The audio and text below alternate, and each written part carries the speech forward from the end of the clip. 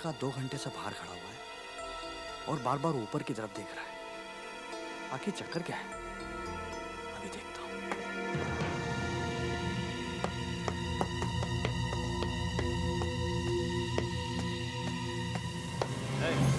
कौन हो तुम? क्या चाहिए इधर? नहीं है? मैं वो कमरे नंबर 113 में जो 113? मैडम आई है। वो तुमको बुलाया? इधर इधर नहीं, खड़ा रहने को बोला तुमको? नहीं मैं तो इसलिए आता कि कुछ लफड़ा करने को आया? नहीं दिखाता हूँ। नहीं गार्ड पकड़ो इसे। गार्ड पकड़ो।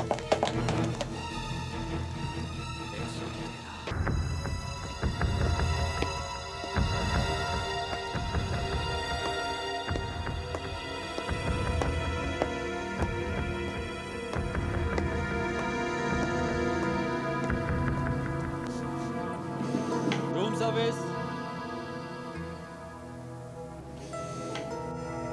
साहब उठिए, 8 बज गया।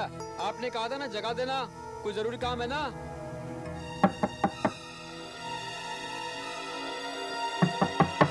साहब लगता है इनको जगाना ही पड़ेगा। अरे ये क्या, दरवाजा तो खुला ही है। माफ कीजिएगा साहब माफ कीजिए, मैं बिना बताए अंदर आ गया हूँ।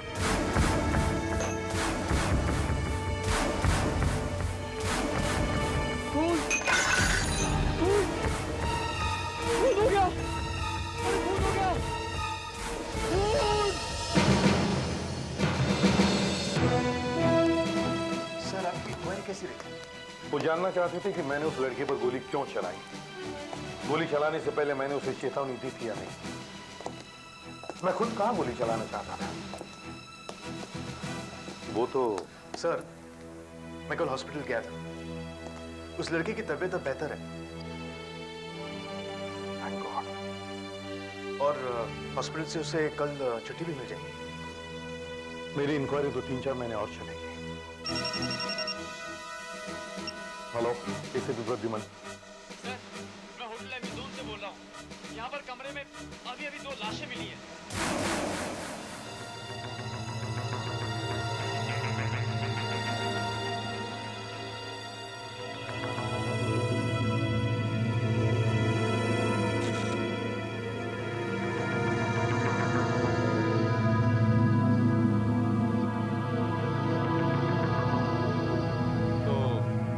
इनका कोई जरूरी काम था जो इन्होंने तुम्हें 8 बजे जगाने के लिए कहा था? जी साहब, इन्होंने 8 बजे जगाने के लिए कहा था और 8:30 बजे के लिए टैक्सी भी मंगवाई थी। सर इन्होंने अपना नाम मिस्टर और मिसेस भूपेंद्र सहगल लिखवाया। पुणे से आए हैं 5 दिन पहले, लेकिन कोई पता नहीं छोड़ा। पता नहीं लिखवाया? क्यों?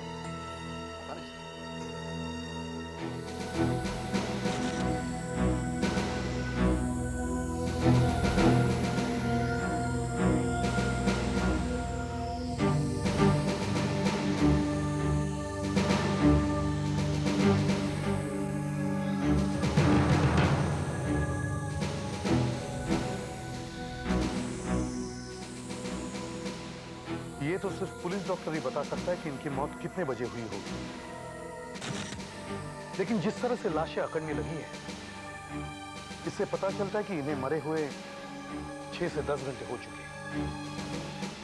कल रात 11 से 3 बजे के बीच।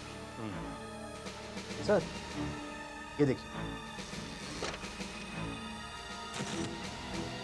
हम एक दूसरे को बहुत प्यार करते हैं, लेकिन अब हमारे पास मौत के अलावा कोई रास्ता नहीं बचा है। संध्या और अवकाश। सर ये आत्महत्या का केस है।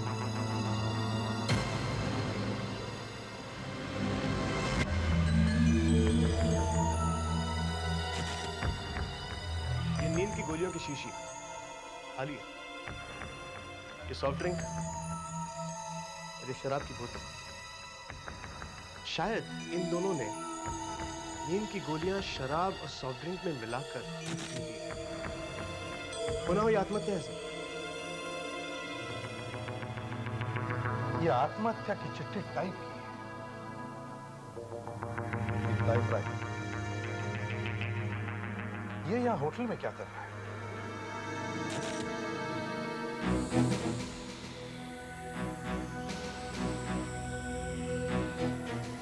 बात मुझे खटकती है।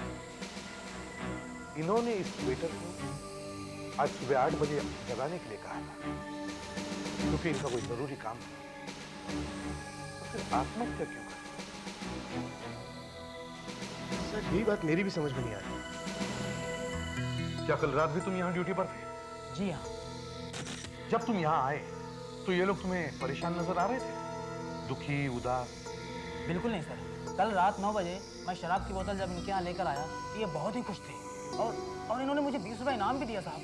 क्या कहा तुमने? कितने बजे यहाँ आए थे? कल रात 9 बजे। मतलब कल रात 9 बजे तुम यहाँ शराब की बोतल लेकर आए थे। तो क्या बोतल पूरी भरी हुई थी? बिल्कुल सर, भरी हुई थी और सील बंद थी। इनकी मौत रात 11 और 3 बजे के बीच हुई। इसका मतलब है 9 और 11 के बीच ज्यादा से ज्यादा 9 और 3 बजे। मतलब 2 से 6 घंटों के बीच में इस आदमी ने अकेले इतनी शराब पी। बहुत कम लोग हैं जो इतनी शराब पी सकते हैं। सर हो सकता है कि इस लड़की ने भी पी ली हो। नहीं सर, मुझे ऐसा नहीं लगता क्योंकि इस ग्लास में से शराब की बदबू नहीं आ रही। सर जरा सोचिए, ये लड़का इस लड़की से प्यार करता था और इसीलिए आत्महत्या भी करना चाहता था। हो सकता है कि इसी टेंशन में उसने इतनी सारी शराब पी ली हो। नहीं वीरेंद्र, मैं नहीं मान सकता। यहाँ जरूर कुछ गड़बड़ है। जरा सोचो, कल रात ये लोग बहुत खुश थे। कल रात यहाँ क्या हुआ होगा?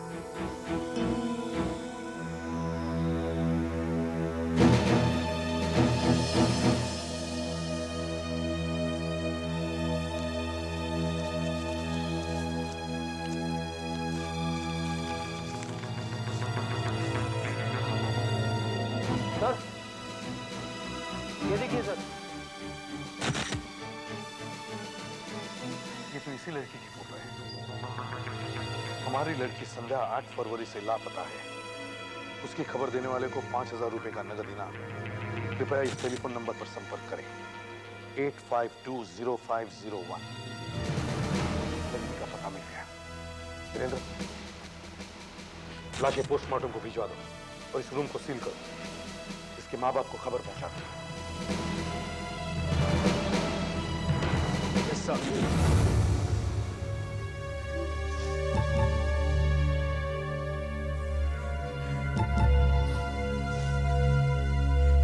ये सब उस कवि ने अविनाश की वजह से हुआ है।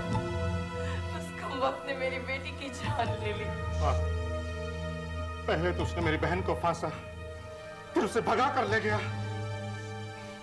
माँ बाप का पता नहीं, ज्यादा कुछ कमाता था नहीं और चला था मेरी बहन से शादी करने। सारी गलती आप लोगों की।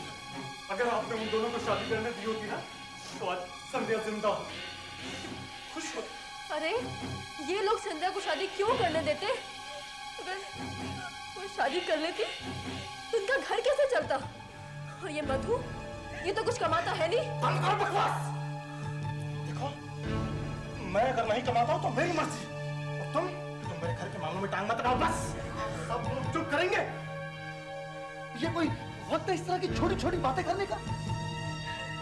वहां अंदर संध्या की लाश पड़ी है और यहाँ आप सब।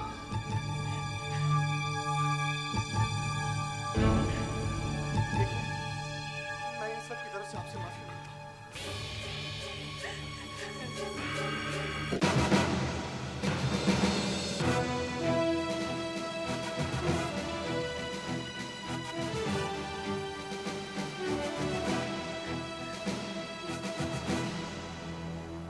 आप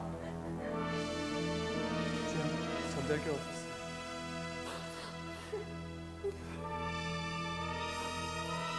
एक्सक्यूज मी सर, क्या मैं जान सकता हूं कि हमें लाश कब तक मिलेगी? आई एम सॉरी, मैं आपका दुख समझ सकता हूं, लेकिन आपको ज्यादा देर इंतजार नहीं करना पड़ेगा। जांच पूरी होते ही आपको लाश मिल जाएगी। मैं जानता हूं ये वक्त नहीं है आपसे कुछ सवाल करने का, लेकिन अगर आपकी इजाजत हो तो मैं आपसे कुछ पूछना चाहता हूं। सर, जब संध्या ही नहीं रही तो कुछ पूछने का फायदा क्या? वो जिंदा होकर वापस तो नहीं आ जाएगी ना? आपने अखबार में संध्या को ढूंढने के लिए इश्तिहार दिया था। साथ में इनाम की भी घोषणा की थी। हाँ, पर क्या?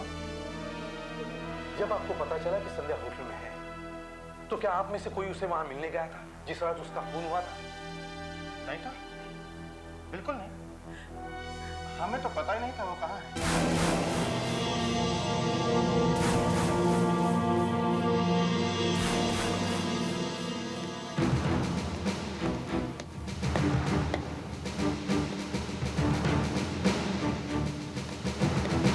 कुछ पता चला डॉक्टर साहब? हाँ,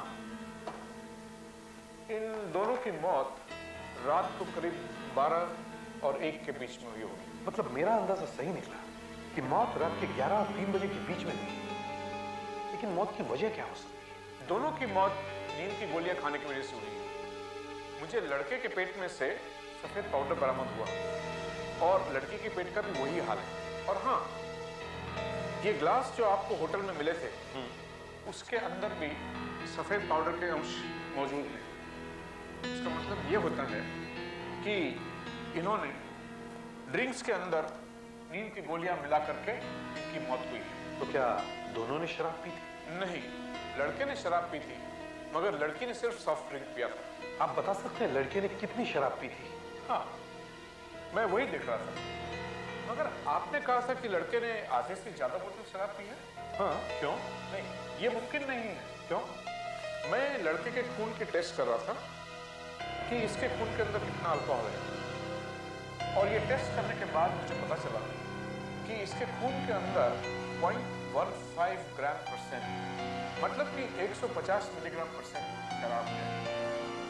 उसका मतलब ये होता है कि इसने सिर्फ 3 पैग शराब पी होगी, जबकि पूरी बोतल के अंदर 13 पैग शराब आती है।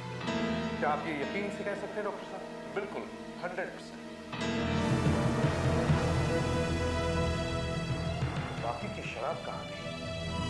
किसने पी?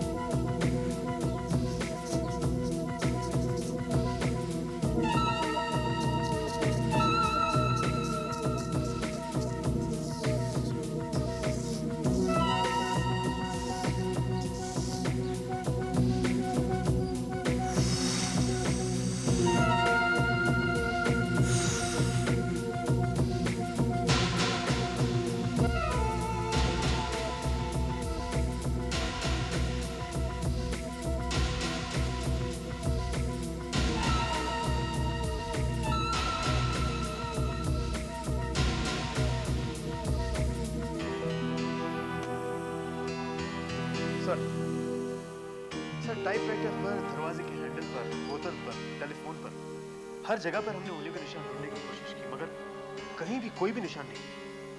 ऐसा लगता है जैसे किसी ने बड़े ध्यान से सभी निशान मिटा दिए। अगर उनको आत्महत्या ही करनी थी, फिर उंगलियों के निशान क्यों मिटा दिए? और वो बाकी की शराब, वो कहाँ? सब सवालों का एक ही जवाब हो सकता है। इस कमरे में कोई तीसरा व्यक्ति भी मौजूद था। सर, देखिए, इस ग्लास पर कवर है और इस ग्लास पर कवर नहीं है। इसका मतलब इसको किसी ने इस्तेमाल किया है, मगर इस पर भी किसी के उंगलियों के निशान नहीं है। मतलब उस तीसरे व्यक्ति ने इस ग्लास में उनके साथ बैठकर शराब पी होगी और फिर उन दोनों के ग्लास में नींद की गोलियां डाल दी होगी। हो सकता है सर। फिर उनकी मौत के बाद शायद उसने इस ग्लास को साफ करके बाकी के ग्लासों के साथ वापस रख दिया होगा। फिर इस टाइपराइटर पर उसने आत्महत्या की चिट्ठी टाइप की होगी और फिर हर जगह से अपने उंगली के निशान मिटा दिए। सर, ये सब उसने इसलिए किया ताकि हमें ऐसा लगे कि उन दोनों ने आत्महत्या की। जबकि खून उसी ने किया है। हमें उस तीसरे व्यक्ति को ढूंढना होगा। रात जब शराब लेकर ऊपर कमरे में गए जी, तो उन दोनों के अलावा कमरे में कोई तीसरा भी था? जी नहीं सर, बस वही दोनों थे। ये वेटर कल रात 9 बजे शराब लेकर ऊपर कमरे में गया। उन दोनों की मौत रात को 12:15 बजे हुई। रात 9 और 12 बजे के बीच ऊपर और कौन कौन गए थे? अब ऊपर जाने का यही एक रास्ता है, और जो भी यहां से जाएगा वो तुम्हारे सामने से ही जाएगा। अगर कातिल रात को 9 और 12 बजे के बीच ऊपर गया होगा, वो तुम्हारे सामने से ही गया होगा। तुमने उसे जरूर देखा होगा। याद करो।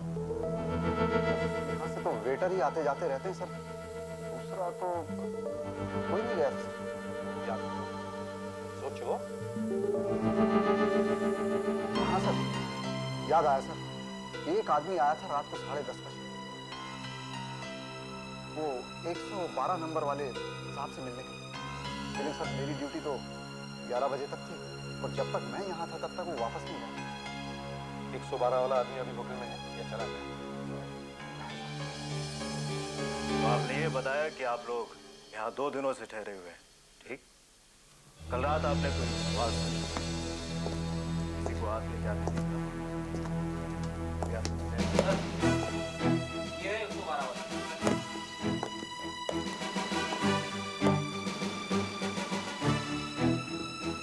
कल रात आपसे कोई मिलने आया था 10 साढ़े 10 बजे के आसपास? जी हाँ, कौन? वो मेरे मामा का लड़का था। उसे पता चला कि मैं शहर में आया हूँ, तो मिलने चले आया। कितनी देर तक आपके साथ रहा? ये कोई 1 घंटे तक, 11 साढ़े 11 बजे तक बस। ठीक है, उसका नाम और पता दीजिए, उसके साथ बात करनी होगी। Okay sir.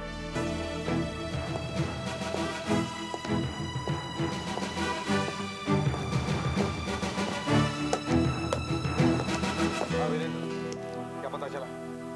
सर, संध्या और अविनाश के कमरे के अलावा इस फ्लोर पर और 15 कमरे, और इसके ऊपर वाली फ्लोर पर भी 16 कमरे।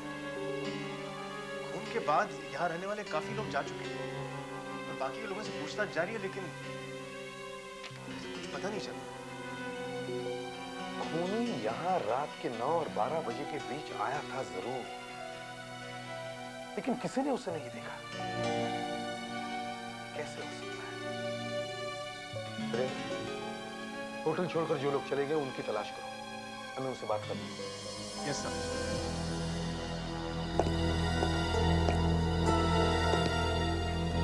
तुमने कहा था कि तुम्हारी ड्यूटी कल रात 11 बजे खत्म हुई थी। उसके बाद में ड्यूटी पर कौन आया था? एक नाइट क्लर्क है सर, रात का रिसेप्शनिस्ट। ड्यूटी तो रात को 11 बजे शुरू हुई। एक मिनट, हो सकता है कि खूनी रात 11 बजे के बाद आया हो। मुझे लगता है मुझे इस नाइट क्लर्क से बात करनी चाहिए। मैं यहीं पे इंतजार करता हूँ सर। ठीक है, मैं संध्या के ऑफिस में जाके पूछताछ करता हूँ। शायद हमें वहां से पता चलेगा कि ये खून क्यों हुआ होगा। क्या? उनका खून हुआ था? वो आत्महत्या नहीं थी? जी, उनका खून हुआ था। उनकी मौत की खबर सुनकर हम लोग पहले से इतना दुखी है कि क्या बताएं। ये अचानक तुम्हें क्या हुआ? कहाँ जा रहे हो तुम? नहीं कर पा रहे कि उन लोगों जी, ने अपने आप को मार दिया था। मेरी वो तबीयत ठीक नहीं है, मैं बाथरूम जा रहा हूँ। बाथरूम जा रहा? उन्हें क्यों मारेगा? आप सभी लोग संध्या के साथ काम करें, मेरा मतलब है, इसलिए आपसे कुछ सवाल पूछना चाहता हूँ। क्या संध्या की शादी के बारे में आपको पता था? जी हाँ। आप? जी, मैं यहाँ का बॉस। संध्या ने हमें पनवेल से फोन भी किया था, उनके मरने से पहले, हमें अपनी शादी में बुलाने के लिए। तो क्या आप शादी में गए थे? जी, मैं तो नहीं जा सका था क्योंकि मुझे दिल्ली जाना था। हाँ, बाकी सबके बारे में मैं कुछ कह नहीं सकता। आप में से कोई गया था? नहीं सर, संध्या ने ऑफिस से किसी और को नहीं बुलाया था। क्योंकि उसे इस बात का डर था कि उसकी शादी के बारे में सबको पता न चल जाए, खासकर उसके भाई मधु को, क्योंकि वो मधु से बहुत डरती थी। अच्छा। वो तो उसके नाम से भी कांपती थी। और जब मधु को संध्या और अविनाश के बारे में पता चला तो उसने उन दोनों को जान से मार डालने की धमकी भी दी थी। इसलिए दोनों को भागकर शादी करनी। अच्छा, और कोई जिसकी संध्या के साथ दुश्मनी या फिर ऑफिस में किसी के साथ पुराना चक्कर, अफेयर? अरे नहीं सर, संध्या ऐसी लड़की थी ही नहीं। मुझे तो अभी तक विश्वास नहीं हो रहा कि किसी ने संध्या का खून कर दिया। Hello, just hold the line please. Sir आपका फोन है। हेलो। Night club? सर यही है, यही है होटल अमेज़न का नाइट क्लब। ये रात को 11 बजे से लेकर सुबह तक ड्यूटी पर था और ये बहुत कुछ जानता है। जरा बताओ साहब को क्या हुआ था? गलती हो गई साहब। मैंने रात को एक आदमी को ऊपर जाने दिया। खून उसी ने किए होंगे साहब। मैंने जब उसे फोन किया तो मुझे पता ही नहीं था कि ऐसा कुछ हो जाएगा। एक मिनट, तुमने फोन किया था उसको? क्यों? मैंने अखबार में पढ़ा था कि एक लड़की कल से लापता है। वही लड़की जो मिसेस भूपेंद्र सहगल नाम से रह रही थी हमारे होटल में। पेपर में लिखा था कि उसकी सूचना देने वाले को 5,000 रुपए का इनाम मिलेगा। पैसों की लालच में मैंने उसके घर वालों को फोन कर दिया था। उसके बाद क्या हुआ? बताओ। रात के करीब 11:15 बजे उसका भाई आया। मधु आया था? हाँ साहब, बहुत गुस्से में था। मैंने अपने इनाम के पैसे मांगे तो कहने लगा बाद में दे दूंगा और सीधा ऊपर की तरफ चला गया। भागा। वापस नीचे कब आया? यही कोई 1 घंटे के बाद। कुछ बोला नहीं और बस चला गया। पता नहीं ऊपर क्या हुआ होगा साहब, लेकिन आज जब मैं ड्यूटी पे पहुंचा तो पता चला उस लड़की और उसके साथी का खून हो गया है। तो मधु ने झूठ बोला कि वो होटल गया है। मधु को पकड़ना चाहिए। उठो मधु, उठो, अपना जुर्म कबूल करो और फिर सो जाना। इतनी बार मैं कह चुका हूँ, मैंने संध्या और अविनाश नहीं किया। नहीं, सब जानते हैं कि तुम अपनी बहन की कमाई पर जीते थे और इसलिए उसकी शादी के खिलाफ भी थे। उस रात तुम उनके होटल में गए, उनकी मौत के सिर्फ 1 घंटा पहले। हाँ, गया था, जरूर गया था मैं, और इतना गुस्से में था कि मैं शायद उन दोनों का खून भी कर सकता था। मेरा विश्वास करो, मैंने खून नहीं किया। अच्छा, तो फिर क्या किया तुमने? मैंने संध्या को बहुत समझाने की कोशिश की और वो नहीं मानी। रोने लगी, बहन होने की दुहाई देने लगी अपनी। कहने लगी कल मेरी शादी है, तुम्हें कन्यादान करना है। बताओ मैं ऐसे में क्या करता? खून कर देता मैं दोनों का। मैंने संध्या को झटक कर परे किया और अविनाश को मैं धमका कर चला आया कि कल फिर आऊंगा और देखता हूं तुम कैसे शादी करते हो मेरी बहन से। झूठ बोल रहे हो तुम। क्यों हमारा वक्त बर्बाद कर रहे हो? काफी देर हो चुकी है। तुम्हें तो तलब होने लगी होगी एक ड्रिंक पीने की। मैं बनाता हूं तुम्हारे लिए एक गिलास, जी भर के पियो।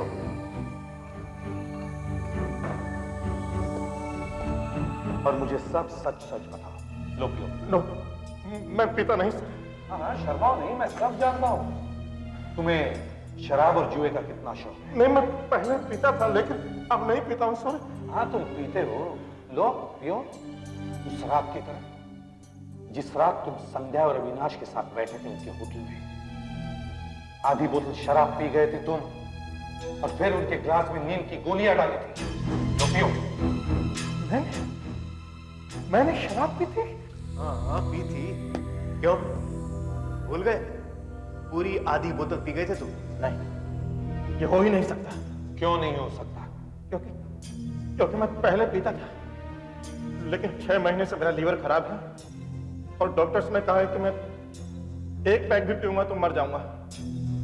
आप मेरा चेकअप करवा सकते हैं किसी भी डॉक्टर से। शराब पीना मेरे लिए बिल्कुल मना है। अगर मैंने ये गिलास पी लिया तो मैं मर जाऊंगा। तुम अब भी झूठ बोल रहे हो। ठीक है, आप लोगों को विश्वास नहीं हो रहा है, मैं पी कर दिखाता हूं।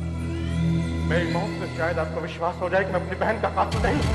रुक जाओ मधु, मधु रुक जाओ। सर, ये मेडिकल रिपोर्ट है मधु के लीवर के बारे में। अच्छा, सर इसमें साफ लिखा हुआ है कि मधु का लीवर इतना खराब हो चुका है कि आधी बॉटल शराब तो क्या, अगर एक पैक भी वो पिएगा तो जिंदा नहीं बचेगा। सर, अगर हम ये मान लेते कि ये मधु कातिल नहीं है, तो फिर कातिल कौन हो सकता है? क्योंकि होटल का रिसेप्शनिस्ट भी कह रहा था कि उस रात मधु के अलावा उसके सामने कोई ऊपर गया ही नहीं। कोई तो ऊपर गया होगा। खून क्या अपने आप हो गए? खून होने के बाद कौन कौन लोग होटल का कमरा छोड़कर गए, उनके बारे में पूछताछ की तुमने? Yes sir. तो फिर 14 लोग थे जिन्होंने उस दिन होटल छोड़ा, उनमें से 13 हमें मिल चुके। मगर सर किसी ने ना कुछ देखा ना कुछ। 14 आदमी? सर, ये होटल का रजिस्टर है। उस 14वें गेस्ट का नाम है मिस्टर नायडू, मद्रास से।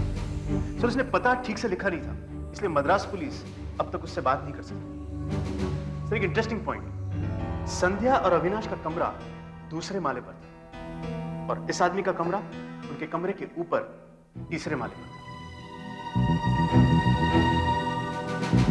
तीसरे माले पर? ये आदमी हमारे काम का हो सकता है। लगता है यही हमारी आखिरी उम्मीद है। हमें फिर से ऑफिस में इंक्वायरी शुरू करनी पड़ेगी। संध्या के सब दोस्त वगैरह वही हैं। मुझे लगता है इस आदमी के बारे में हमें वहीं से कुछ पता चल जाएगा।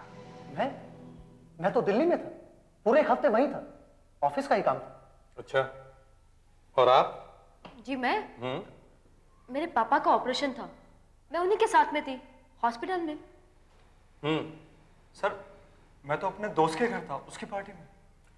क्या तुम ये सब साबित कर सकते हो? वीरेंद्र, बाद में इनकी बातों को चेक करना कि वाकई ये तीनों संध्या की शादी में गए थे या नहीं। अब सवाल ये उठता है कि अगर उस रात ये तीनों संध्या से नहीं मिले तो फिर कौन मिला उसे? एक बात है सर, पता नहीं आपसे कहनी चाहिए या नहीं, और हो सकता है उससे कोई फायदा भी ना हो, पर करीब 6 महीने पहले संध्या ने इसी ऑफिस के एक आदमी की मुझसे शिकायत की थी, रतन की, कि वो उसे काफी परेशान करता है। परेशान करता था? कैसे? हाँ सर, संध्या ने इस बात का जिक्र मुझसे भी किया था कि रतन उसको बार बार ऑफिस के बाहर मिलना चाहता था, और 1-2 बार तो उसने उसे बुलाया भी था और उसके घर पे फोन भी करता था। संध्या ने उसे समझाया भी, मना भी किया, लेकिन वो माना ही नहीं। जब संध्या ने रतन की शिकायत की तो आपने क्या किया? मैंने रतन को समझाया, वार्निंग दी, उसके बाद संध्या ने शायद कभी उसकी शिकायत नहीं। ये रतन अब कहाँ है? यही तो प्रॉब्लम है सर। उस दिन भी जब आप ऑफिस में आए थे तो रतन अजीबोगरीब तरीके से पेश आ रहा था। ऑफिस से घर भी जल्दी चला गया, उस दिन से आज तक वापस नहीं आया। और एक अजीब बात सर, जब मैंने ऑफिस का अटेंडेंस रजिस्टर चेक किया तो पता चला कि जिस दिन संध्या और अविनाश का खून हुआ था, उस दिन और उसके अगले दिन रतन ऑफिस आया ही नहीं। अरे हाँ, अब याद आया। जिस दिन संध्या ने मुझे फोन किया था अपनी शादी में बुलाने के लिए, उसका फोन मैंने यही लिया था और रतन वहां बैठा था। शायद उसने सारी बातें सुन ली होंगी। तुम्हारे पास रतन का पता होगा? मुझे दो। आप रतन के मकान मालिक हैं और आपको ये पता नहीं वो कहाँ है? मैंने कहा ना, 2 दिन से वो घर पे नहीं आया। घर पे नहीं आया? जी। जो यहाँ से कुछ सामान लेकर गया है? पता नहीं, रोज की तरह सुबह घर से निकला था लेकिन वापस नहीं आया, न जाने कहाँ चला गया। अब तो आदत सी बन गई उसे रात रात घर से गायब रहने की।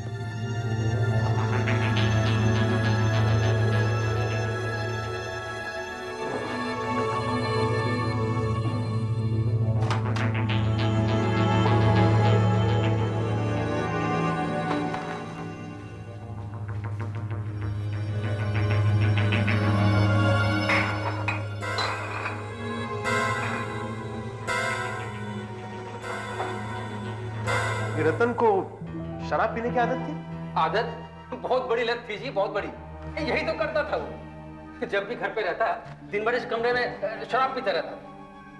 न जाने क्या गम था उसे। वीरेंद्र, ये देखो।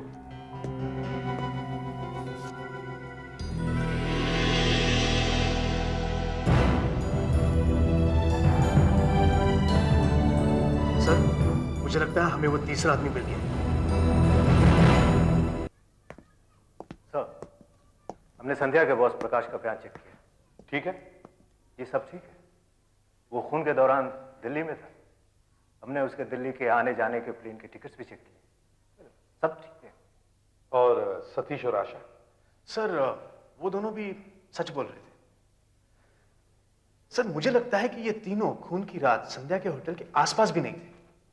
और अब वैसे भी ये बात तो साफ हो गई है कि रतन ही कातिल है। बस एक बार हमें वो मिल जाए। मैंने सभी पुलिस स्टेशंस को खबर कर दी, उसके हुलिये के बारे में, यहां तक कि उसकी मोटरसाइकिल का नंबर भी दे दिया, MHE 012073। सर, इस वक्त सारे शहर की पुलिस उसकी तलाश कर रही है। वो जहां भी होगा वो उसे ढूंढेगा। अरे, ये शटर कैसे खुला हुआ है? कौन है अंदर? कौन है? कौन है अंदर? अरे, मैं बोल रहा हूं, कौन है? अरे, ये आदमी अंदर क्या कर रहा है? और ये शराब की बोतल? कौन हो भाई? ओ भाई, कौन हो तुम? कौन हो? खून! खून! पुलिस! सर, रतन की बॉडी हमें एक वीरान मिल के गोदाम में से मिली। इतनी बड़ी मिल खाली पड़ी है और वहां पर वॉचमैन भी एक दो ही है।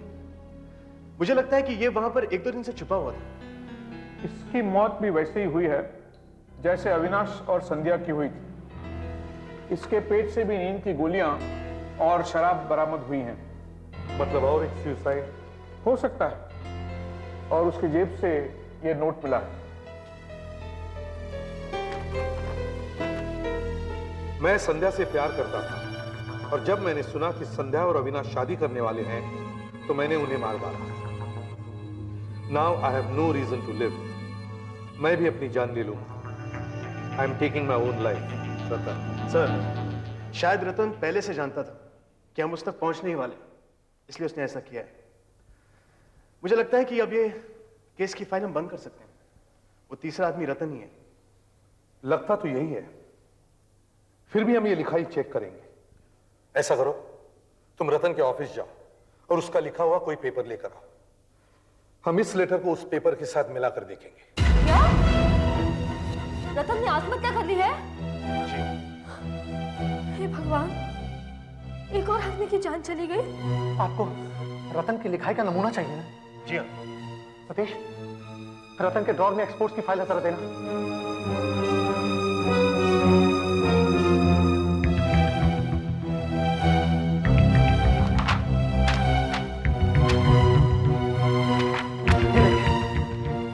ये हमारे एक्सपोर्ट्स की लिस्ट है जो रतन के हाथ की ही बनाई हुई है। ये ठीक है। अब हमें सिर्फ ये देखना है कि रतन ने जो आत्महत्या का लेटर छोड़ा है वो उसी ने लिखा है या फिर किसी और ने।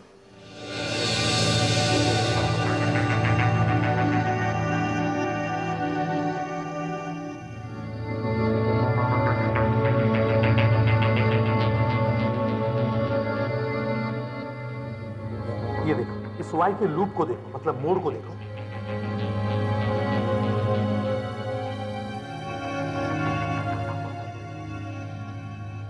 और यहां इस वाई के मोड़ को देखो, मिलते हैं।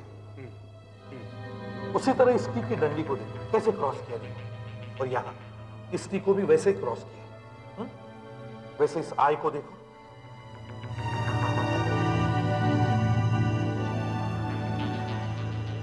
और इस आई को देखो, बिल्कुल एक जैसे।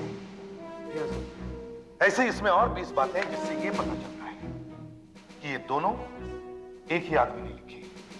मैं भी तो यही कह रहा था सर कि ये आत्महत्या की चिट्ठी रतन ने ही लिखी है। मामला बिल्कुल सीधा है सर।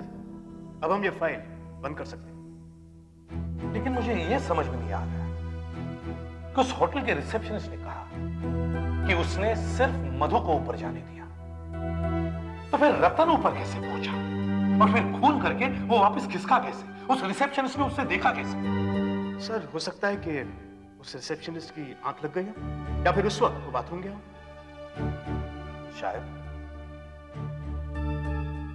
फिर भी तुम एक काम करो, हमारे पास रतन की फोटो तो है ना? जी हाँ सर।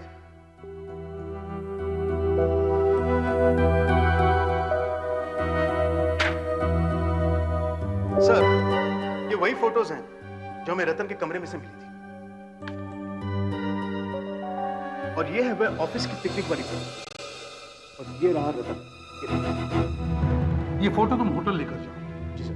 उस रिसेप्शनिस्ट को दिखाओ, वहां काम करने वाले लोगों को भी दिखाओ। हो सकता है उनमें से किसी ने कत्ल की रात रतन को वहां देखा। आपको खूनी का पता चल गया है? लगता तो ऐसा ही है, लेकिन अभी भी जरा सा शक बाकी है। मैं आप लोगों को एक फोटो दिखाना चाहता हूं। इसमें बहुत सारे लोग हैं।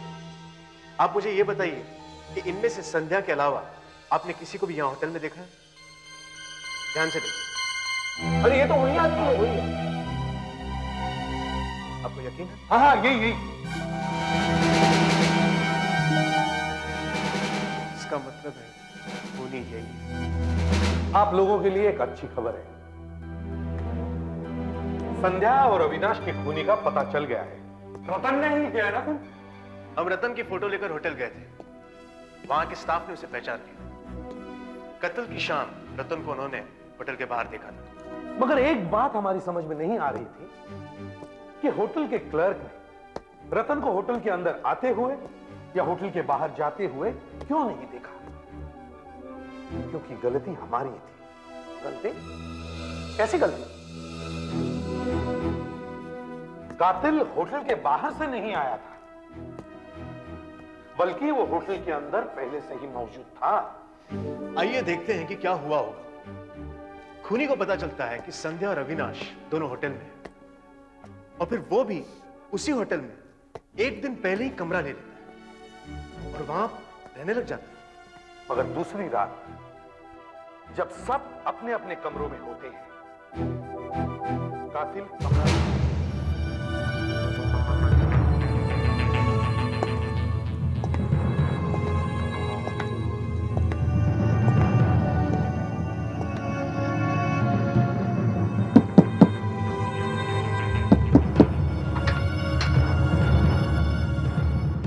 संध्या और अविनाश उसे देखकर बिल्कुल नहीं चौंकते, क्योंकि उन्होंने तो उसे शादी में बुलाया था।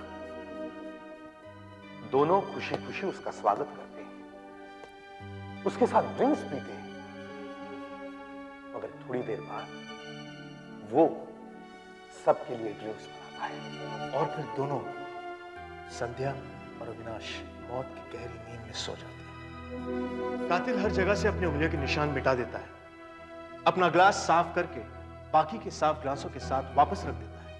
कातिल वापस अपने कमरे में चला जाता है, रात भर चैन की नींद सोता है, दूसरे दिन होटल छोड़ देता है। और इसीलिए होटल के रिसेप्शनिस्ट ने रतन को ना होटल में आते हुए देखा और न जाते हुए, क्योंकि खूनी पहले से ही होटल में मौजूद था। मद्रास से कोई मिस्टर नायडू होटल में ठहरे हुए थे उसी दिन, जिन्हें हम ढूंढ नहीं सके। और कातिल वही मिस्टर नायडू था।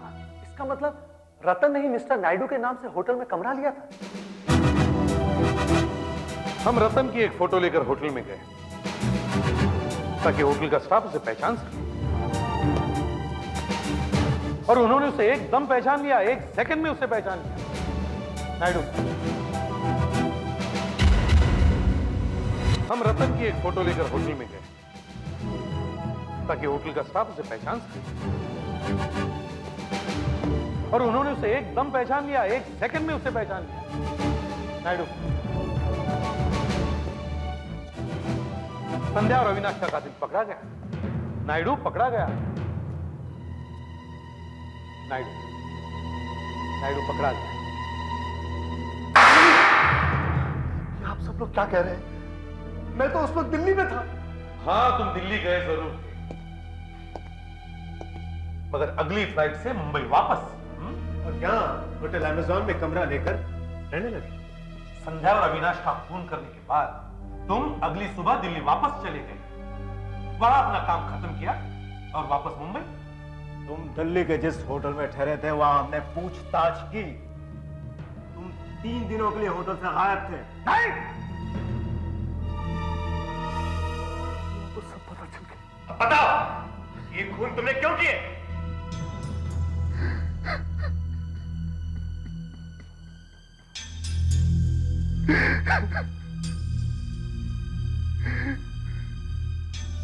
मैं ये खून नहीं करना चाहता था सर, मैं ये खून नहीं करना चाहता था।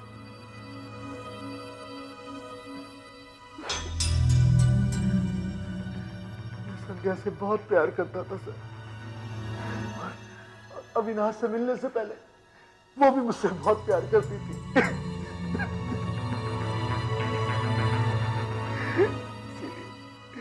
इसीलिए उसे मैंने ऑफिस में नौकरी भी दी।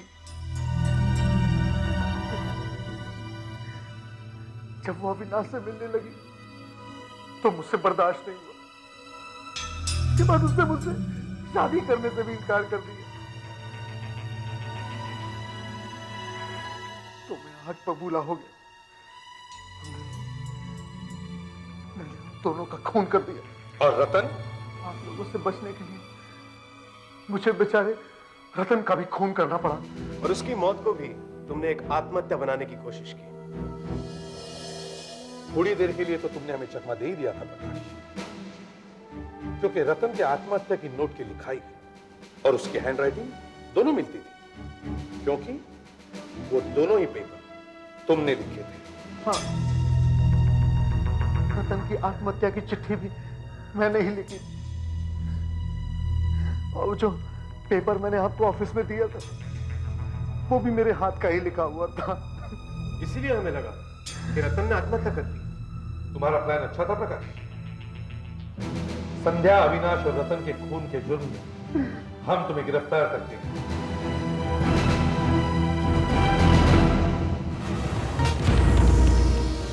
सबक सिखा के रखेगा उसी बच्ची को। इंसान है ये जानवर। सजा दिला के रहूंगा, फांसी की सजा दिलाऊंगा, नंगा करके रखूंगा सबको।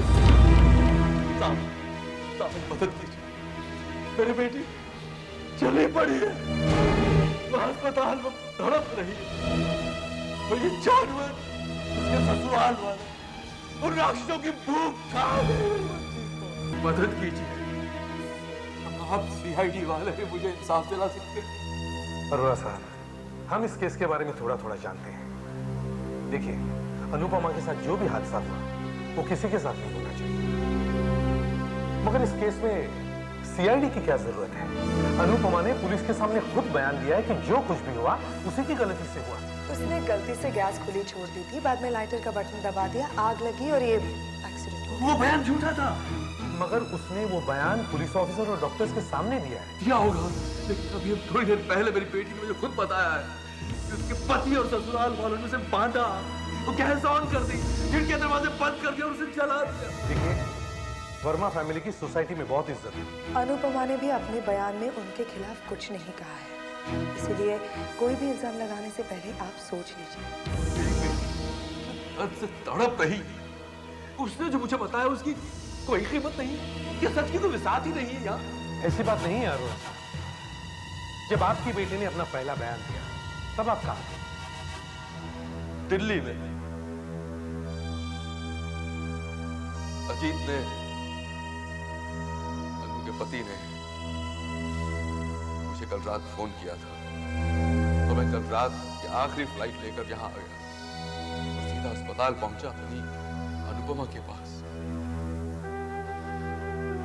नाजुक सी गुड़िया चली पड़ी थी, आग की लपटों में झुलसी हुई,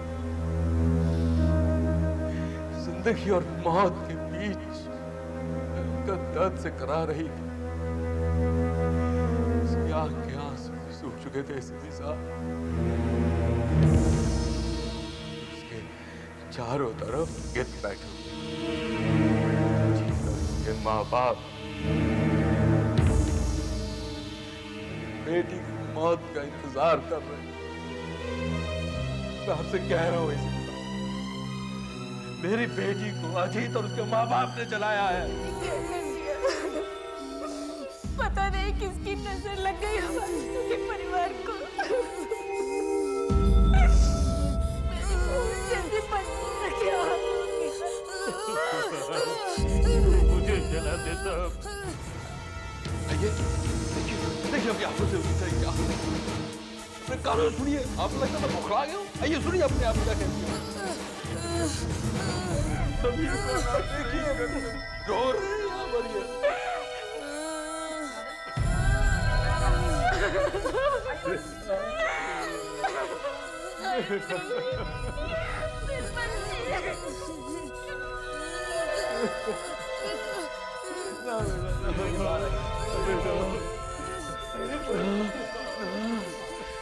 बेटा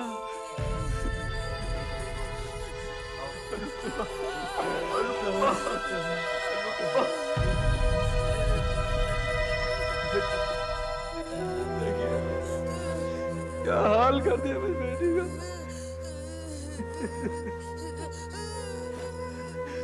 बेटा बेटा सीआईडी ऑफिसर्स आए हैं बेटा, सच्चाई जानने के लिए वो आए यहाँ।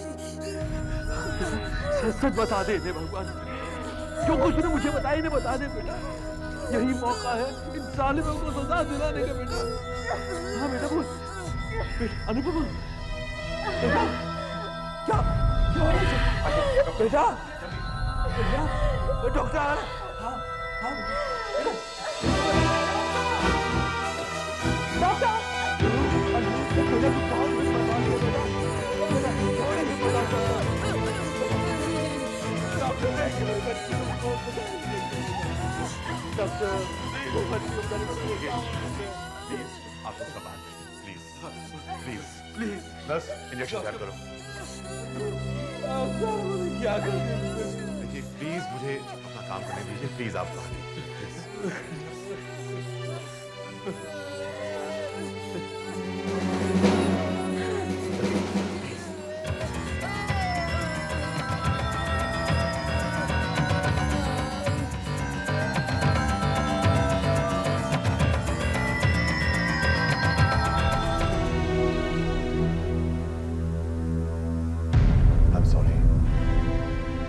बचा नहीं सका। वैसे भी बचने की उम्मीद बहुत कम थी। मैं बॉडी पोस्टमार्टम के लिए भिजवा देता हूं। मुझे आपसे कुछ बातें पूछनी है। आप मेरे ऑफिस में आ जाइएगा बाद में।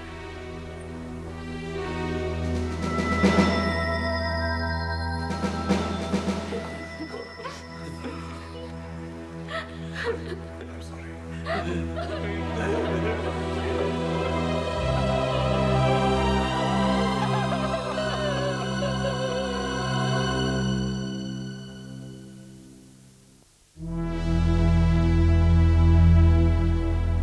अनुपमा को आपने खुद एडमिट किया था? जी हाँ, कल दोपहर को। कौन आया था उसके साथ? उनके पति और सास ससुर। और कोई था? उनके साथ उनका पड़ोसी था शायद, कोई मिस्टर पोद्दार। पड़ोसी? जी उनके साथ वाले बंगले में रहता है शायद। आपने जब अनुपमा को एडमिट किया था तब कितने बजे थे? यही कोई 3:30-4 बजे होंगे।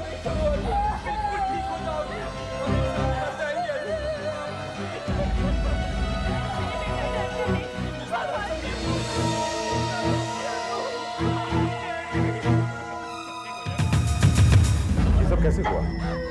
डॉक्टर साहब शायद गैस खुला छोड़ दिया था, फिर जैसे ही लाइटर जलाया एकदम आग लग गई, बेचारी जल गई। डॉक्टर मेरी पत्नी को बचा लीजिए डॉक्टर साहब प्लीज। कितना भी पैसा खर्च हो आप खर्चे की बिल्कुल परवाह नहीं कीजिए। मेरी पत्नी को बचा लीजिए प्लीज डॉक्टर साहब। हम पूरी कोशिश करेंगे, लेकिन देखिए आप सब हमें अपना काम करने दें प्लीज। आप लोग आ जाइए प्लीज। डॉक्टर प्लीज मुझे यही रहने दीजिए डॉक्टर। आप प्लीज बाहर चलिए प्लीज प्लीज चलिए प्लीज।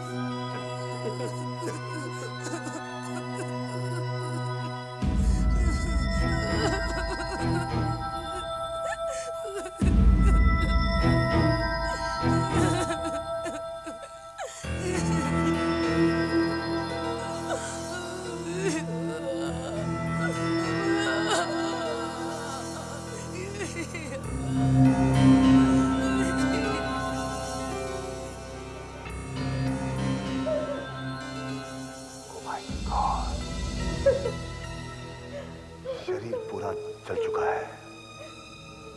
90 to 95% सिर्फ चेहरा बच गया है।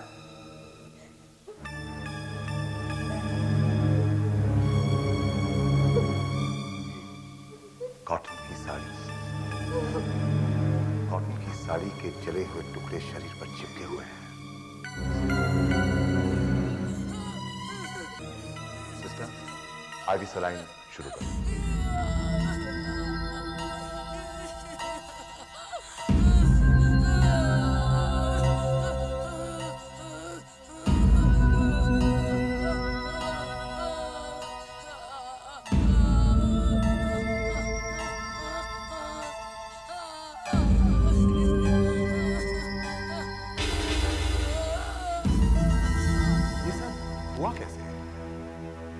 दोपहर को अनुपमा किचन में चाय बनाने गई थी। घर में और कौन कौन है?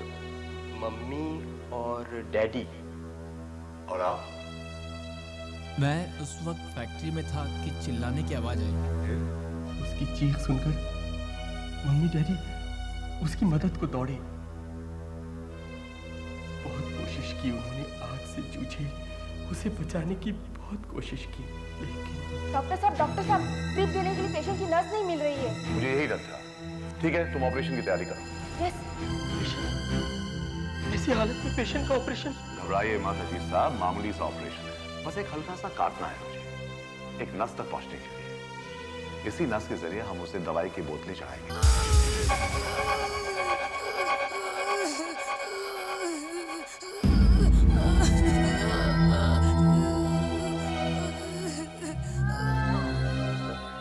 हर 3 घंटे के बाद 30 ml फॉर्टिन का इंजेक्शन दो। मरीज को बहुत दर्द है, एक इंजेक्शन अभी दो।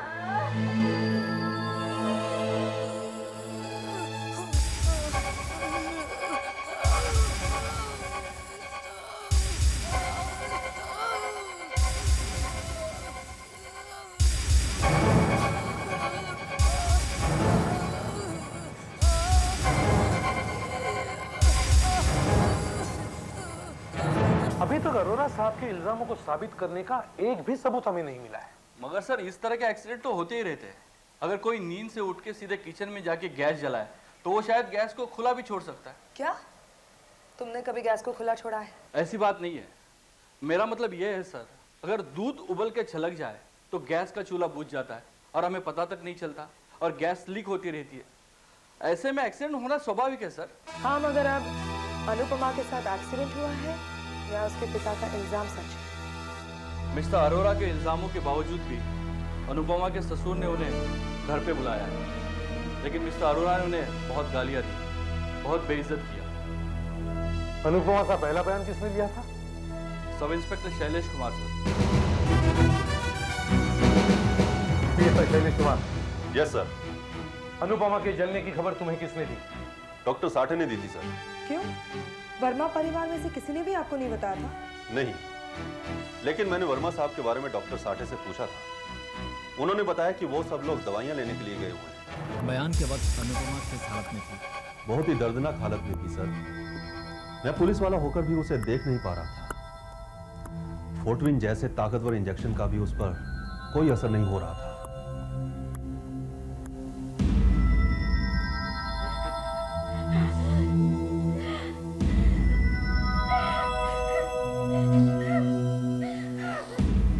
अनुपमा, क्या आप बताएंगे कि ये कैसे हुआ सब? हाँ मेरी बच्ची, इन्हें सब कुछ बता दो। डरो नहीं बेटा, हम सब तुम्हारे पास खड़े हैं। देखो अजीत भी तुम्हारे पास खड़ा है। जब तक मैं तुम्हारे साथ हूं, तुम्हें कुछ नहीं होगा। मैं बचा लूंगा तुम्हें। हाँ,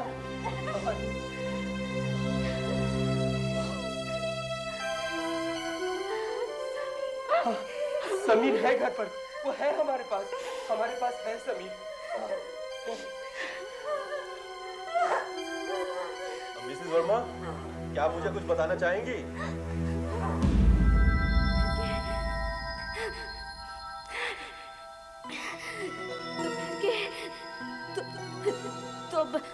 तो बचे थे।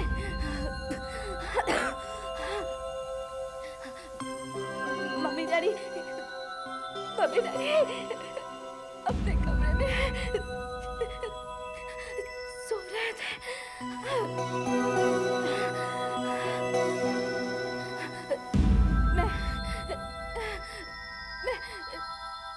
मैं किचन में गई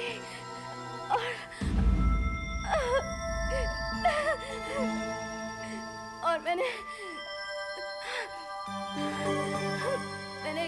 गैस का नॉब ऑन कर दिया। तभी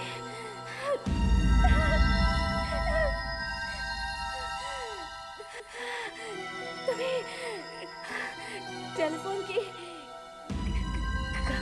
घंटी बजी। मैं लाइटर लेकर टेलीफोन उठाने भागी ताकि मम्मी डैडी की नींद खराब था।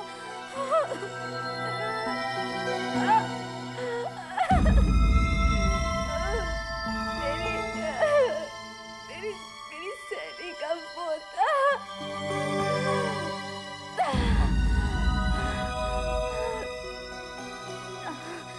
हम लोग ने काफी देर तक बातें की।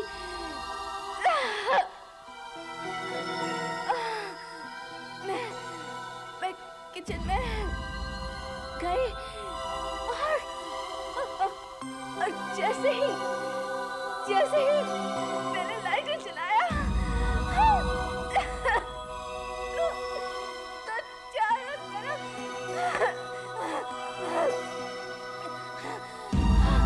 आग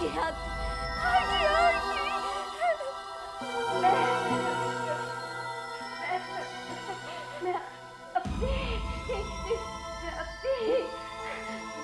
इसे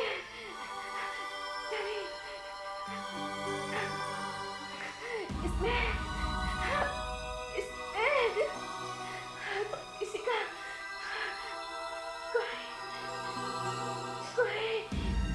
कोई कसूर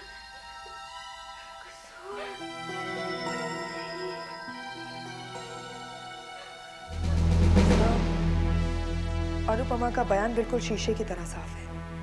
मगर उसके पिता का कहना है कि उसने एक दूसरा भी बयान दिया था, बिल्कुल अलग।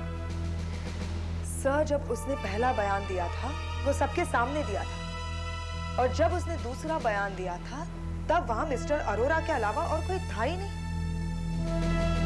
सर, मैं ये पता लगाने की कोशिश कर रही हूँ कि वर्मा और अरोरा में कोई जाती दुश्मनी तो नहीं थी। तुम ये कहना चाहती हो कि अरोरा वर्मा को फंसाने की कोशिश कर रहा है?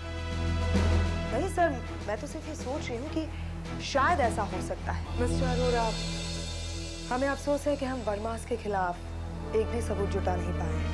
सच तो यह है कि आपकी बेटी पुलिस के सामने एक बयान दे भी चुकी है, और वो भी तब जब उसका आखिरी समय आ गया था। कहते हैं कि मरते वक्त कोई झूठ नहीं बोलता। सर, क्या उसे मालूम था क्या वो बयान देने के बाद मर जाएगी? क्या? एक मिनट, क्या कहा आपने? हाँ, क्या कहा आपने?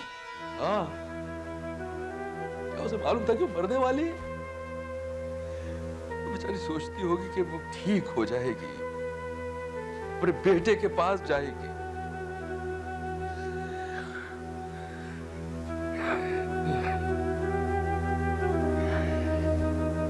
नसीब बाप हूं मैंने अपनी बेटी को 2 बार जलाया है।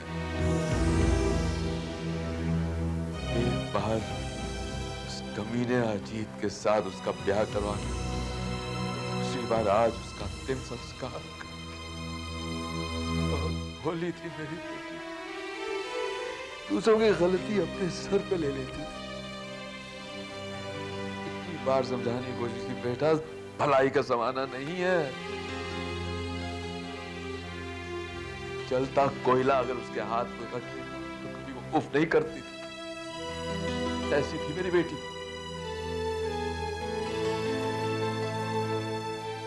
इज्जत बचाने के लिए सिर्फ जान ही दे।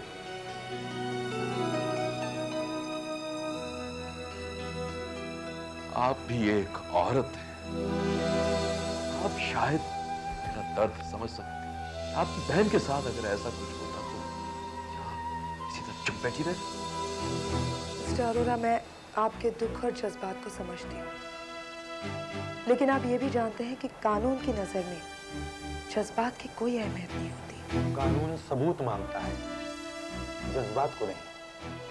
और कानून आपसे ये भी पूछेगा कि आपकी बेटी ने अपने पहले बयान में झूठ क्यों बोला।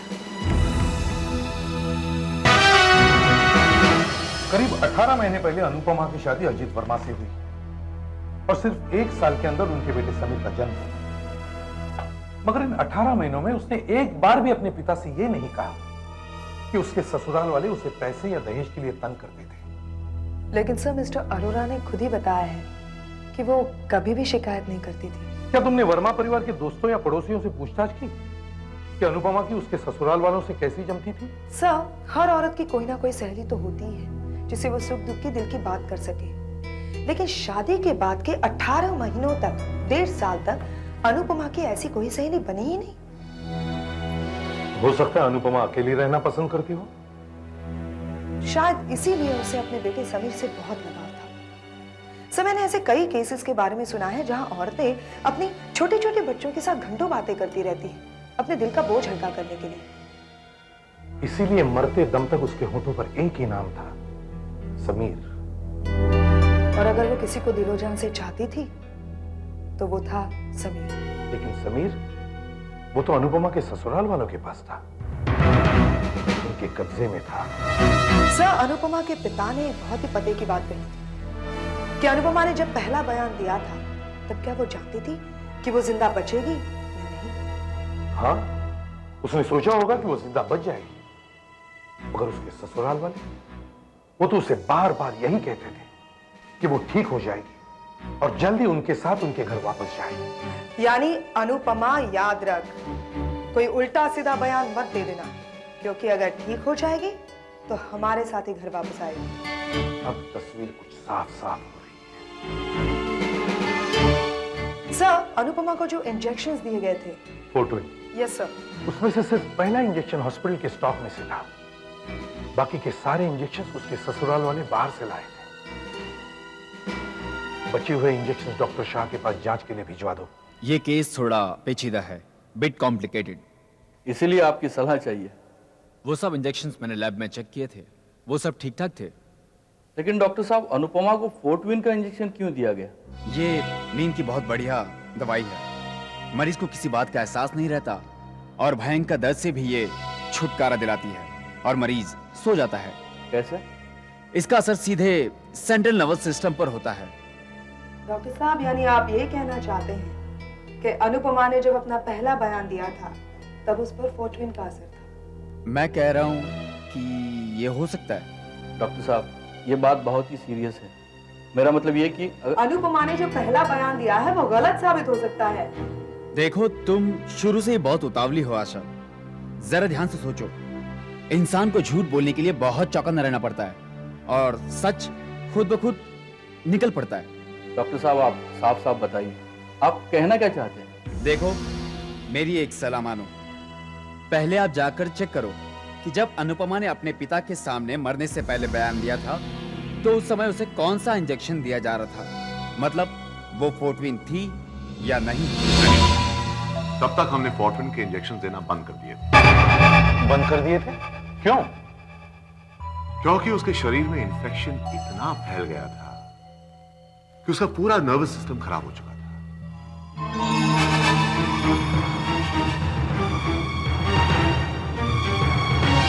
अनुपमा ने कॉटन की साड़ी और ब्लाउज पहने थे। Yes sir. और मेरा तजुर्बा यह कहता है कि कॉटन की साड़ी को पूरी तरह से जलने के लिए कम से कम 15 से 20 मिनट लगते हैं। और सर, अनुपमा के पड़ोसी मिस्टर पोद्दार के अनुसार ठीक 2 बजे उन्होंने अनुपमा की सास कंचन वर्मा की चीखें सुनी और जब वो भागा भागा उनके बंगले पर पहुंचा तब उसने वहां देखा कि अनुपमा फर्श पर गिरी हुई थी। उसके कपड़े बुरी तरह से जल चुके थे और उन पर पानी भी फेंका जा चुका था। यानी अनुपमा को जले हुए 20 मिनट हो चुके थे। इतनी देर में उसे बचाने के लिए उसके सास ससुर ने क्या किया होगा? किया भी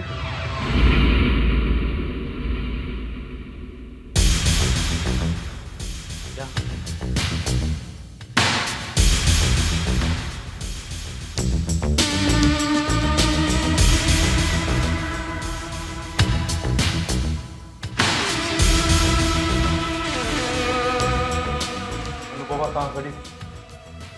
शायद गैस के पास खड़ी होगी और शायद गैस का बटन खुला होगा।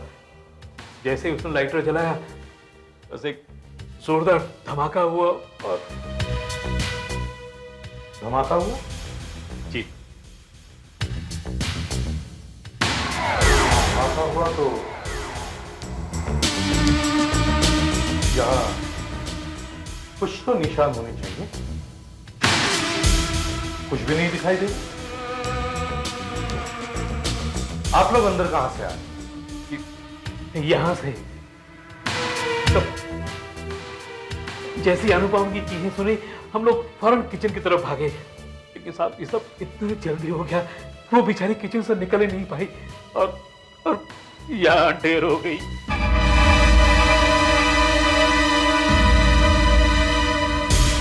आपने कुछ तो किया होगा उसको बचाने के लिए? जी किया ना। मैं फौरन पानी की तरफ भागा और यूं ये नल खोल दिया और इस तरह पानी भर भर कर मैं उसके ऊपर धड़ाधड़ डालता रहा।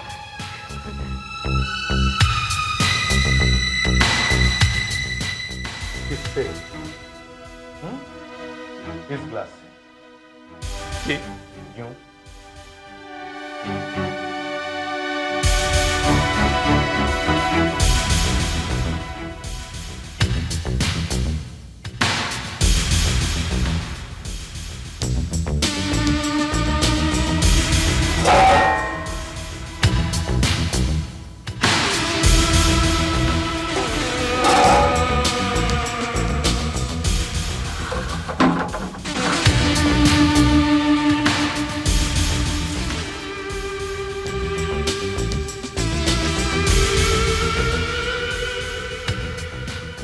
पानी यहाँ किस लिए है? जी इस एरिया में थोड़ी पानी की प्रॉब्लम है, इसलिए हम हमेशा ये ड्रम भरकर रखते हैं। फिर आपने ये पानी इस्तेमाल क्यों नहीं किया? जी वो मैंने आपको बताया ना, हम लोग इतना घबरा गए थे, इतना डर गए थे कि कुछ सूझा ही नहीं। गैस की टंकी ये क्यों नहीं फटी? उस वक्त आप कहाँ थी? मैं उसके बाद पानी डाल रही थी। वो डरकर इधर भागती थी, कभी वहां से यहाँ भागती थी, कभी वहां भागती थी, कभी यहाँ जाती थी और मैं उसके बाद पानी डालती ही जा रही थी। पानी का तो जैसे यहाँ पर तालाब ही बन गया था। यहाँ इस कमरे में? लेकिन मिस्टर वर्मा ने कुछ देर पहले हमें बताया कि अनुपमा किचन में ही गिर गई थी, बाहर आ ही नहीं सकी। उन्होंने ऐसा कहा, असल में उन्हें बहुत बड़ा शौक लगा है। वो अनुपमा के सदमे से अभी तक बाहर नहीं निकल सके हैं, इसलिए क्या कह रहे खुद भी नहीं समझ पाते। असल में मैं ही और उसके पीछे पानी लेकर दौड़ रही थी, कभी किचन में, कभी यहाँ, कभी यहाँ, कभी वहाँ। हाँ यही तो थी वो।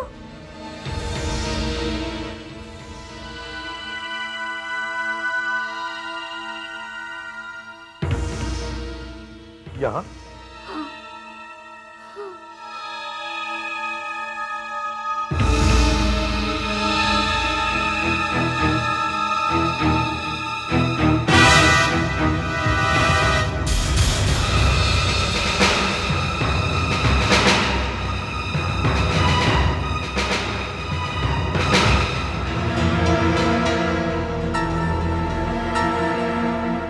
क्या ये वही साड़ी है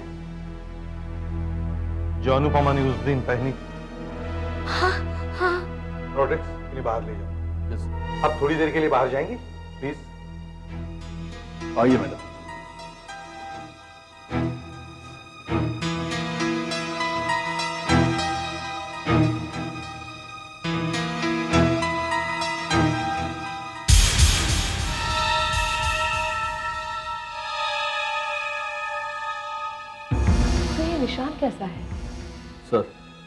ऐसा निशान तो बाहर की दीवार पर भी मिला है। और ये साड़ी का टुकड़ा, ये भी यहां मिला था। ऐसा हो सकता है कि अनुपमा यहाँ छुप गई होगी और जब बाहर निकल रही होगी या अगर उसे खींचा गया होगा तो उसकी साड़ी यहाँ अटक गई होगी। और सर, हो सकता है इस पर केरोसिन भी फेंका गया हो।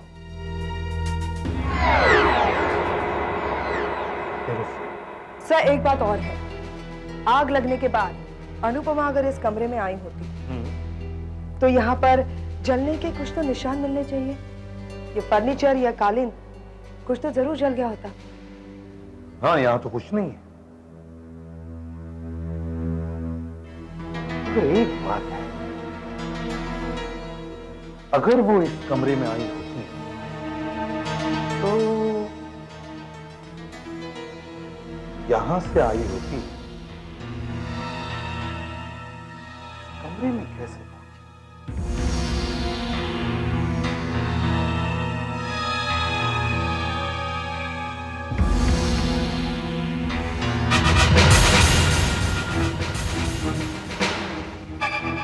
खून का निशान?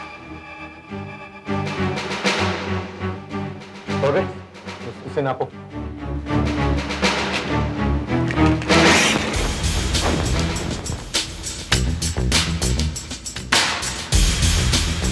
पाँच foot 2 inch. 5 foot 2 inch. Anupama की हाइट क्या है? 5 फुट 4 इंच। अच्छा, हम एक एक्सपेरिमेंट करके देखते हैं। Be ready? Ready sir. हाथ दो। 1 2 3। नहीं पता था। तुम्हारी हाइट क्या है? 5 foot 4 inch sir. 5 foot 4 inch. याद है, अनुपमा के माथे पे एक जख्म था, यहीं से आया है। इसका मतलब है इस कमरे में उस पर केरोसिन फेंका गया और फिर उसे घसीटते हुए यहां से ले जाया गया। साहब, मेरी नौकरी ऐसी कि मैं हर रोज यहाँ शाम 5 बजे आता हूँ और घर का कामकाज करता हूँ। और कल भी आया था, लेकिन देखा यहाँ कोई नहीं है। तब मैंने पोदार जी के नौकर से पूछा तो उसने बताया छोटी मैम साहब जल गई, सब लोग हॉस्पिटल गए हैं। तो तुमने क्या किया? मैंने कुछ नहीं किया, मैं वापस चला गया, फिर रात 8 बजे आया। तो तुमने घर की सफाई नहीं की? नहीं साहब, जब मैं वापस आया तब तक तो बड़ी मालकिन ने सब कुछ साफ कर दिया था। हाँ, पर यहाँ थोड़ा तो पानी होना चाहिए था। नहीं साहब, यहाँ बिल्कुल पानी नहीं था, सब साफ था।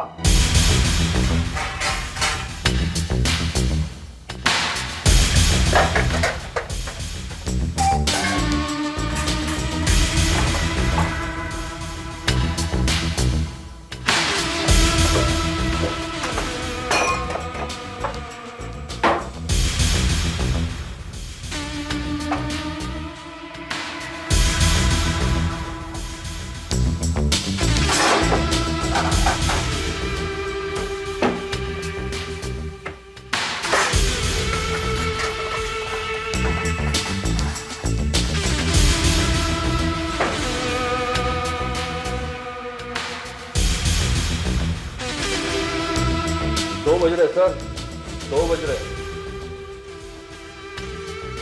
जब अनुपमा को आग लगी तब 2 ही बजे थे ना, है ना? जी। और आपने इसी नल में से पानी फेंका था? हाँ, लेकिन उस दिन पानी आ रहा था, आज ये केरोसिन आपके किस काम आता है? ये तो सबको रखना पड़ता है ना, कभी गैस चली जाती है तो जरूरत पड़ती है। मिसेस वर्मा, हमने आपका कार्ड चेक किया है। आपके पास तो 2 सिलेंडर्स हैं, एक यहाँ और दूसरा स्टोर रूम में। फिर आपको केरोसिन की क्यों जरूरत पड़ती है? ये तो खाली है, इसमें तो केरोसिन है ही नहीं। वही तो, क्योंकि केरोसिन इस्तेमाल किया गया है।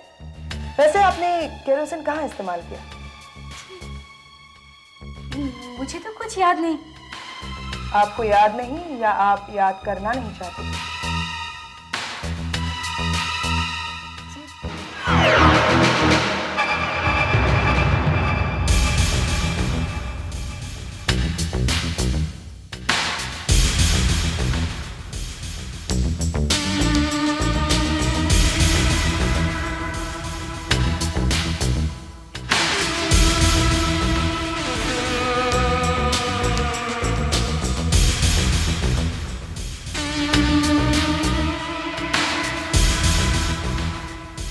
कुछ देना।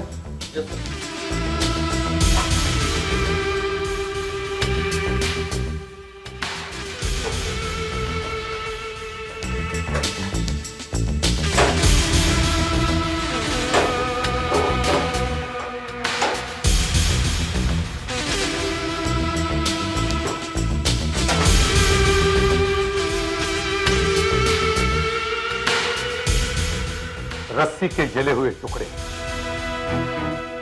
ये यहां कैसे? ये रस्सी कैसे जली? ये मुझे नहीं मालूम।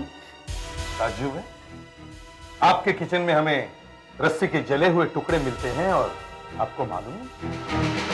आप कहां थे जब अनुपमा को आग लगी? जी मैं अपनी फैक्ट्री में था, मुझे वहां पर फोन आ गया था। फैक्ट्री पास में ही है? जी हाँ, बिल्कुल यहीं। आप लोगों की बातों पर यकीन नहीं हो रहा मिस्टर वर्मा?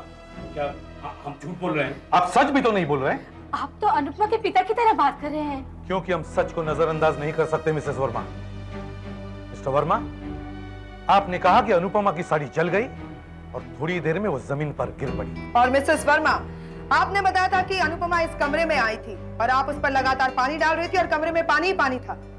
जबकि आपके नौकर बालू का कहना है कि कमरे में पानी का नामो निशान नहीं था, कमरा सूखा और साफ था। हाँ, मैंने कमरा सुखाकर साफ कर दिया था। और उस दिन तो नल में पानी ही नहीं आया था। क्या आपको ये ध्यान नहीं आया कि कंबल या किसी गीले कपड़े से आग जल्दी बुझती? सर ये सब कुछ इतनी जल्दी हो गया, ये लोग बिल्कुल बौखला गए होंगे, या फिर कंबल लाने के लिए टाइम ही न मिला हो। नामुमकिन, क्योंकि अनुपमा ने कॉटन की साड़ी पहनी थी और कॉटन की साड़ी को जलने के लिए कम से कम 20 मिनट लगते हैं। हो सकता है कि अनुपमा शॉक लगने की वजह से चिल्लाई ना हो, लेकिन आपके लिए 20 मिनट का समय काफी था अपनी बहू को बचाने के लिए, अगर आप चाहते तो। देखिए, अब भी वक्त है, सच सच बताइए आपने क्या किया। अनुपमा ने अपना बयान हॉस्पिटल में दे दिया है, वो झूठ क्यों बोलेगी? क्योंकि आप लोग उसके सर पर खड़े बार बार यही दोहराते रहे कि अगर तुम ठीक हो जाओगी तो हमारे ही घर वापस आओगी। दरअसल ये दिलासा एक धमकी था कि अनुपमा याद रहे, कुछ उल्टा सीधा बताया तो घर आकर तेरी खैर नहीं। अजीत, सच सच बताओ क्या हुआ था। मैं तो उस वक्त फैक्ट्री में था। मैं बताती हूँ क्या हुआ था। अजीत, आपने अपनी बीवी को खुद जलाया, उसके बाद आप फैक्ट्री चले गए। आपके फैक्ट्री जाने के बाद आपकी माँ ने शोर मचाना शुरू कर दिया और आप अपने बेटे समीर को अपनी आंटी के पास पहले ही भेज चुके थे। तुम्हारा रास्ता साफ था। तुमने अनुपमा को रस्सी से बांधा, उसके मुंह में कपड़ा ठूसा और वो बेचारी बेबस थी, फिर भी वो लड़ी। उसने भागने की कोशिश की, तुमने उस पर मिट्टी का तेल फेंका और उसको घसीटते हुए किचन में ले गए। तुम्हारी तैयारी पूरी थी मिस्टर अजीत। वो खास नोजल भी तैयार था जो तुमने 2 दिन पहले खरीदा था। वो नोजल जो गैस के ट्यूब में फिट होता था। तुमने गैस से ट्यूब निकाल ली, उसमें नोजल लगाई और गैस खोल दिया। तुम्हारी बीवी गिड़गिड़ाती रही लेकिन तुम्हारे हाथ नहीं कांपे। नोजल से लपक कर आग की एक भयंकर लपट निकली और अजीत, तुमने बड़ी बेदर्दी से अपनी बीवी को जिंदा जला दिया। मैं कहता रह गया, मुझसे मत करो ये सब, मत चला, अनुपमा को मत करवाओ मुझसे। लेकिन तुमने मेरी एक न सुनी। तुमको तो पैसे की भूख थी, अब मिट गई तुम्हारी भूख, ठंडा हो गया कलेजा, खुश हो गई तुम। क्या बक रहा है तुम मुझे क्यों दोष दे रहे? इसलिए क्योंकि अनुपमा पर केरोसिन फेंका तुमने, गैस को लाइटर से जलाया तुमने। अब सच सच बताओ क्या हुआ था। अनुपमा से मेरी शादी के बाद हमें बिजनेस में बहुत नुकसान हुए। पहले तो हमें बाजार से पैसा मिलता रहा, लेकिन जल्दी ही हमारी हालत खराब ही होती गई। और फिर एक दिन मेरे लिए एक करोड़पति की बेटी का रिश्ता आया। लड़की को अर्धांग था, दोनों पैरों से बेकार थी, चल फिर नहीं सकती थी, लेकिन बहुत अमीर थी। उसका बाप हमारी बिजनेस में 15-20 करोड़ रुपए तो यूं ही लगा सकता था। बेटी ललचा गई और कहने लगी अनुपमा से मेरी शादी को खत्म करना ही होगा। समझ में नहीं आ रहा था अनुपमा का क्या करें। फिर हमने उसे जलाने का प्लान बनाया। उस दिन मैं फैक्ट्री से दोपहर 12:30 बजे लौटा। सब तैयारी हो चुकी थी। 2 दिन पहले ही मैं गैस की ट्यूब में लगाने के लिए नोजल ले आया था। हम इंसान नहीं, हम राक्षस हैं, हैवान हैं, जानवर हैं, हम इंसान नहीं हैं।